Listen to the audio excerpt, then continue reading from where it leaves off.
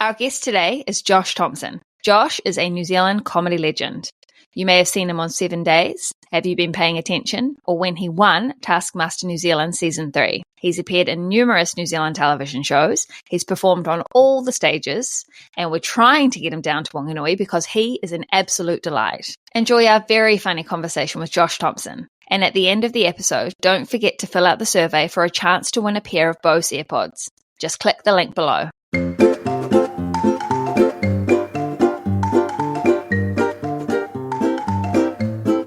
Hello, Josh Thomson. Josh. Hello, Tam. How are you?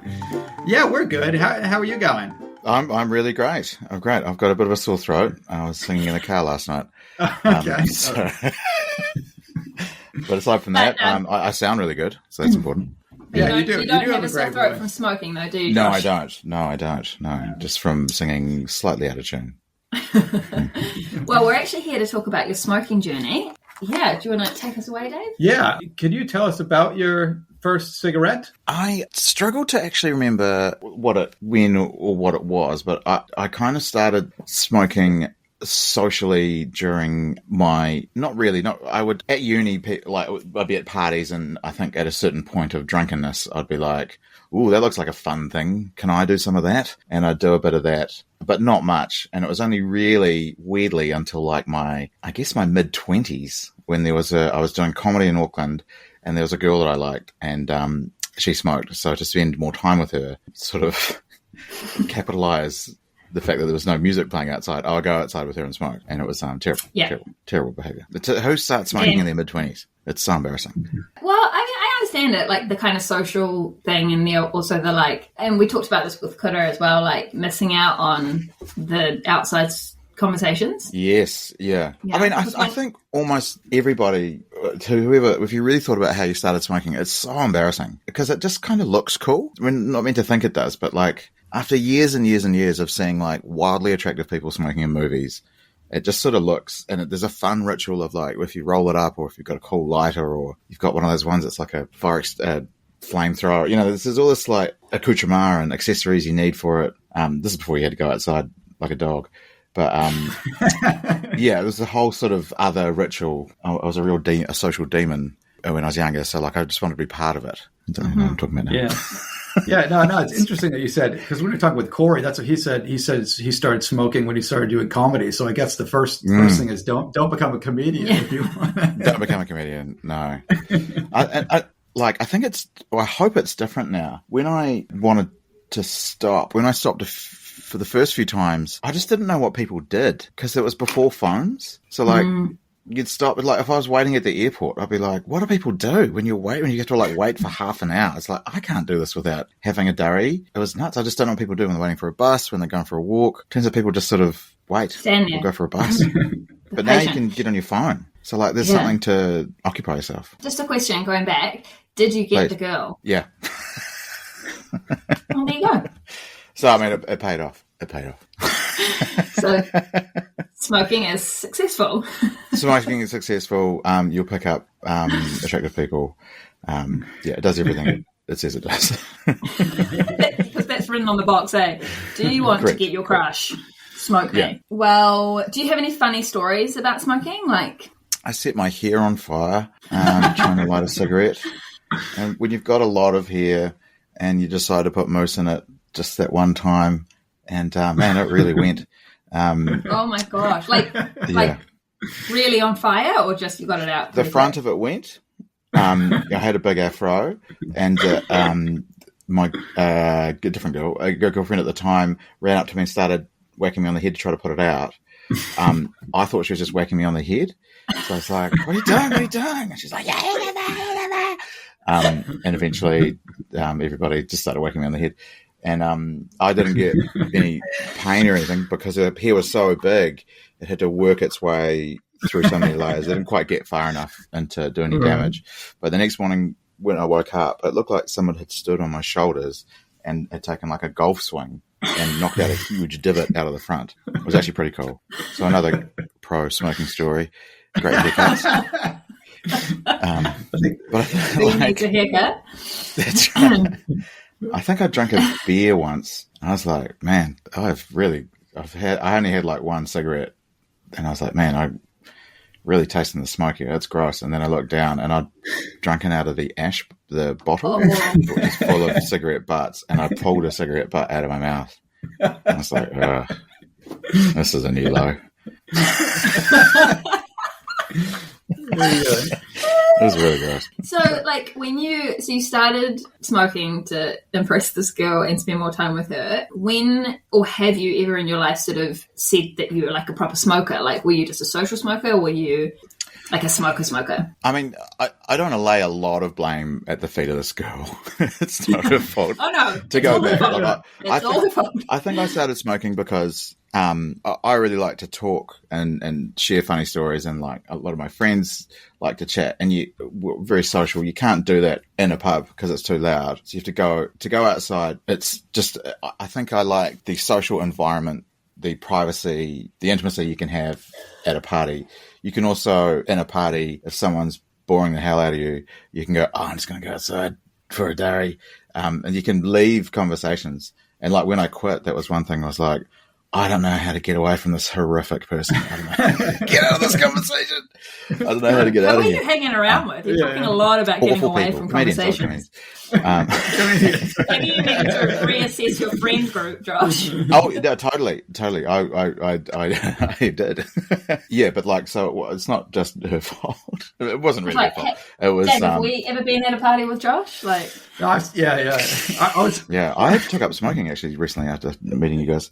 But I was wondering why. I remember backstage at the Classic, in the green room there was a window, and people would like hang out the window to smoke. There, you know. That's right. That's right. It was pretty heinous. But yes, so it wasn't her fault. There was a lot of, I like the social aspect of it. And I've forgotten what the other question was. Sorry. Oh, that's all right. Oh, no, it was when did you find that you were actually like a smoker? I think when I was buying packs fairly regularly, I would say I was a smoker, a social smoker. Like I would get ready to go out. You know, I'd go buy some alcohol and buy cigarettes. Or I'd be like, oh, it's going to be a big night. I'd buy a couple of packets of cigarettes. So that was that kind of level. And when I was starting to get sort of concerned about it was when I was like, it's the first thing I do when I wake up, and it was the last thing I do before I go to bed, is have a diary. Oh, like, so you were smoking to that degree? Yeah, totally. Right. Probably a pack a day. Oh, wow, okay. Or no, maybe like half a pack a day. But it depends. If you've got friends, they'll come out of the woodwork when you put one of those things out. What was your catalyst for quitting, and when did you quit? I quit a few times. Once when I broke up with that girl. There's several motivating factors. One thing, and I, if anyone's trying to quit, I would say if anything slightly motivates you to quit, then just put it in your pocket and keep it for when you do it. So I was like, what are the things I hate the most? One thing I hated the most was as the price of cigarettes went up, I had a lot of friends socially who would just come to me for a cigarette and just walk off. And it got to the point that happened so regularly they wouldn't even ask me. They'd just walk up, tap me on the shoulder, I'd give them one, and I'd be like, oh, okay, so now I'm funding my own habit and I'm funding yours. And it was about 2 people. And I was like, I hated it so much. So I'd avoid them all during the party because I knew that they'd come for me. It wasn't just at the end of the party. It would happen at the start. And then I'd get their friends to get them off me. And I was like, it made me so angry and resentful. So I was like, I quit. And I turned up to a party and they were like, can I have a cigarette? And I was like, no, I've quit. And the look of shock and horror on their face made me feel incredible. So it was a great motivating. It's a little thing, right? And so it's one thing to keep. Yeah. I've got an incredible sense of smell. So the smell would drive me insane. And the fact that I knew I would lose it, I'd lose the sense of smell. And then like, if I stopped for a little bit, it would come back and I'd be like, oh my God, you smell so gross. Your fingers smell, your room smells, you smell. It was awful. I think one of the big things was I was chatting to someone around a barrel fire at a party. There's a lot of it was a very social place. There's a lot of partying. He was coughing because there was a guy next to me coughing because of the smoke, and I wasn't coughing. I was having a cigarette, and I was like, I used to cough a lot with the smoke. And he's like, yeah, they put inhibitors in it so you don't cough. And the thought of that drove me insane. So there's chemicals in the cigarette that makes your lungs not cough when you have a smoke. Wow. So if I put my head in a smoky barrel, I should cough. Your body should cough because it's bad for you. but they put chemicals in each cigarette to force you not to smoke, so more of it can come in and it will be a more pleasurable experience. I knew cigarette companies are evil, but for some reason that was like, that made me so angry. It was like, I just couldn't handle, I don't know, I knew it was addictive and all that stuff, but for some reason that was like, you're doing that to my, like, I just found that so evil. And I remember, because I'm a farm boy, I would like cough in a city. We'd visit a city and I'd cough because of the cars. And I'd be like, carbon monoxide. I was like, I don't do that anymore because I've trained my body through their chemicals to not smoke. And it made me feel so upset. So and that's another little thing that I put in my pocket. I was like, right, you don't cough. You hate giving these people free stories. Anything you could. So shall I share with you my unhealthy, but the way that I quit? Please, 100%. Okay. It's not good. So well, I quit, so it must be good. Yeah. I tried a few different ways. Isn't that? Yeah. Well, I think it does. It was actually it's fine, but only probably a specific person could do it. You have to make sure you're not doing anything for the next 2 days at all. Can't do a single thing. You have to have no work, no social engagements. Nothing for the next 2 days. If you can get to 3 days, you can do it. 3 days is the thing. In my head, in my experience of life, if you can get to 3 days of breaking a habit, you can completely break it. That's just a physical and mental thing that I've done, and I think it's good. So I would get very, very, very, very, very drunk. Very, very, very, very, very awfully drunk. Not drinking till like 10 o'clock at night. Drinking for as long as I could, smoking as many cigarettes as I could. And then the next day... So I'm talking, I used to smoke immediately upon waking, all throughout the day. Anytime there was a moment in any sort of work thing where someone's like, okay, should we take a 5-second break? I'd sprint outside and have it. So I was smoking all the time. Wait, this is to quit, or this is leading up? No, this is where I was at. So this is what I was trying to break, is any sort of pause or like sit down or break of anything during the day. I would go, I need a cigarette. And if there was any situation where someone's like, okay, you're going to be in a car for an hour, I would start freaking out. I'd be like, oh my goodness. Or if I thought I had 2 cigarettes in my pack and I opened it and there was none, I would have getting close to a panic attack. I'd be like, right, where's the closest shop? How do I figure this out right now? This is before phones. So it was just, and as soon as I bought a pack, I wouldn't even smoke. I would calm down. I was that panicky about not having them. And then as soon as I knew I had some, I would completely calm down. It was pretty sad. Okay, so how I quit. I got very, very drunk and I smoked and smoked and smoked. I made sure there was no cigarettes in the house. And then the next day I felt horrific and was incredibly sick. And I could not move. I would not smoke because I was so sick. Smokers who party know this. If you have a very, very big night, you don't even feel like a cigarette for some of the day. And the thing is, I would get to lunchtime and not be out of bed. And then I'd wake up and then I go, right, I've made half a day. And then the hangover would wear off about like 6 p.m. And I was like, right, I've nearly made it through the day. And then I would force myself to go to sleep. And I'd wake up the next morning and I'd go, cool, I've done 1 day. I've broken my usual habit. The next day I would still be hungover. I would eat everything, do something else. And then I would make 2 days. And on the third day, I would try to just keep as busy as I could. It's very hard, but as soon as you make the third day, it's incredible. I made sure I wouldn't hang out with any social friends who would smoke. I would not go visit anyone to smoke. I wouldn't go to a party for 2 weeks. I stopped going to parties. I just stopped everything I could, because as soon as I went near those people who smoked, I knew I would do it again. So you've got to break yourself away from all of it. And it was weirdly easy. It's hard, but like 3 days, it was like, once you realize you're making such a big deal out of not doing something, because you're not doing something. It's like, if you told me, Josh, don't go to the gym, I'd be like, okay. But it's the opposite. So it's like, you'll get healthy by doing nothing. All you have to do is not do it. And it's, it's so weird. Yeah. You suddenly go, oh, right. Oh, it's not that weird. And now you've got phones. If you're bored, just do Wordle. Yeah, or something. You know what I mean? Like, there's stuff to do with your hands and your brain to break to fill up those gaps if you're that way inclined. I didn't go out. I didn't put myself in the situations where I would usually smoke for a couple of months, and I felt great. So how long were you a smoker? Somewhere between 5 and 10 years, maybe 7 years. So you mentioned that 7.5. I think it's literally between 5 and 10. Yeah, exactly. Yeah. So you did that, and how long did you manage to quit, and you haven't gone back? Or I haven't gone back. That was that big one where I punished myself physically so I couldn't move for a day. and then the next day, and then broke off from all of my sort of old friends for like a month or so. Yeah. And that was, I mean, because they weren't even like. Did really they know good. that you were? Yeah. Did they know that you were doing that? Did you tell them? Did you ask for support? No, I didn't. I just kind of like ghosted everybody. But the thing is, the people who are your really good friends, I would tell my really good friends, and they would they like understood. But also, like, it's so surprising how much people don't care. Yeah, like you think it's going to be such a big deal, and you're like, okay, I'm not going to go to that party, and they're like, okay, cool, man. You live your, and you're like, oh, everyone's going to be. No one cares. Like, it's okay. Yeah. And if they are your good friends, they should support you. And it's all the people scabbing your ciggies. Exactly. Yeah. The other ones are going to be gutted, and that kept me going. I was like, yes. Yeah. Every time you've got to get your own durries. Once it's like 1-2 weeks, so many things felt better. My fingers stank so much. It's so gross. Having stinky fingers, yuck. So weird.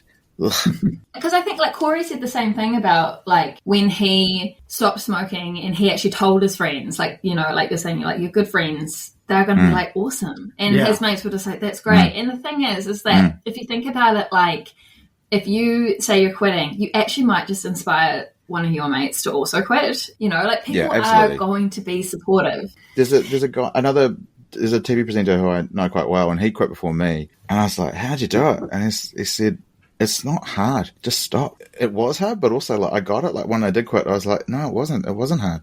I just don't have to do this thing. It's one less job I have to do today. Yeah, I like that. One less job to do today. I went to a film premiere once. Do you guys remember? There's a movie called North Country, and Charlize Theron was in it, and it was that's in right. Yeah. Auckland for some reason. And I got taken to some sort of swanky. This isn't my life usually, by the way. Premiere, and there was like drinks somewhere, and then suddenly I was in like a really big swanky room with people like wearing these amazing dresses and suits and stuff. There were all blacks walking around. And this Charlize Theron was over there, and I was like, oh, and she looked, it was insane. It was insane. She was like relaxing and just being a normal human, but I was like, oh, so you're just a massive star, and just looked. And all the men were like, all blacks, and like all these other dudes were like just like rolling around, like trying to get her attention, like waving, and I think someone was like doing press ups with someone standing on their back. It was weird. It was bizarre. But she weirdly. Like, I remember she kind of stepped underneath a spotlight, which, like, accidentally, and looked at me and locked eyes with me and walked across the room and came up to me and leant forward and said, do you have a lighter? And I said, no. And she said, okay. And then turned around and walked away. And I was like, damn it! After I had quit smoking. So I was like, I probably would have hooked up with Charlize Theron, is what I'm saying. Right. If you'd been a smoker. Yes. If I had quit previously, so like I ruined my chances. So basically, our chat with you, Josh, has gone full circle to if you smoke, you get girls. Yeah, that's right. Yeah. Well, I mean, but on the flip side, she scanned the room to find the unhealthiest looking person. That guy will have a lighter. Yeah, this guy looks like a smoker. This guy's probably lit his hair on fire a few times. Yeah. So there's a flip side. But times have changed. Times have changed. I always find that at kids' birthday parties now, we're always like, no one has a lighter, like to light the candles. Know. Oh, yes. Right. Yeah, we had to remind. And we're always like, have to remember to find the lighter. Buy a lighter. Or buy one, or one we've got stashed away somewhere. You can't light a birthday cake with a vape, can you? Right? Not light a birthday cake with a vape. Well, one time we had to do the toaster trick, which is what we notoriously had to do in our flat. Any one time we lit a lighter, set fire to a bit of paper in the toaster, and then run madly towards a cake. And then someone was like, "Why don't you take the lighter to the toaster?" I was like, "Don't say this now in front of all the kids." Also, you shouldn't be showing the kids that trick at all, Josh. Yeah. Well, they got to learn at some point. Yeah. That's true. So, I mean, you said that, you found it relatively easy. You just stopped. I mean, after the thing that you did, which sounded horrific. And obviously you were a bit of a recluse for a couple weeks. You stayed away from certain people for a couple months. But did you have any sort of like emotional challenges, or did you just find it like once it was done, it was done? I just had to keep busy. It was sort of the ultimate procrastination. You can go and procrastinate and then procrastinate from thinking about anything while having a diary, but also you kind of, I don't know, like, I was alone with my thoughts a lot, which is terrifying. Like, you surprise yourself if you are trying to quit. Just do it. It is easy. It is. Cool. We make it out to be so tough because our body doesn't want us to quit. Yeah. We make it seem so impossible. It's so easy. Yeah, I like that because, I mean, if you think something's hard, it's going to be hard. But if you think it's easy, I mean, it's not going to be easy, but it's going to be easier then. Yeah. It's your whole body is telling you. Yeah. Your whole body misses it. It's so bizarre. And your head. It's crazy. Yeah. They've done very well. Those evil bastards who put that stuff into those diaries have they've thought about it a lot. That's why they are so rich. So rich. And are you coughing again? Does that come back? The coughing? Yeah. Oh, yeah. I'm coughing up a storm. Good. I love it. Okay, great. Yeah. Love a cough. No, you never feel more alive. Than when I put my head in a smoky barrel. Yeah, right. You know what? We might let you go, Josh. Yeah. And, thank you for giving us this time in the school holidays. Josh. Thanks very much. And honestly, if you are struggling out there, I sympathise with you. It sucks. It really sucks. But just know that they've tricked you so hard. Once you break it, you can break it. It is really easy. Just do it, man, or lady, or whatever. Just do it. Yeah. Awesome. Thanks, Josh. Hey, thanks so much, Josh. We'll see you later. See you guys, bye. We hope you enjoyed that episode of Comedians Quitting. Please don't forget to fill out the survey in the link below for your chance to win a pair of Bose AirPods. Every episode listened to and every survey filled out is another chance to win.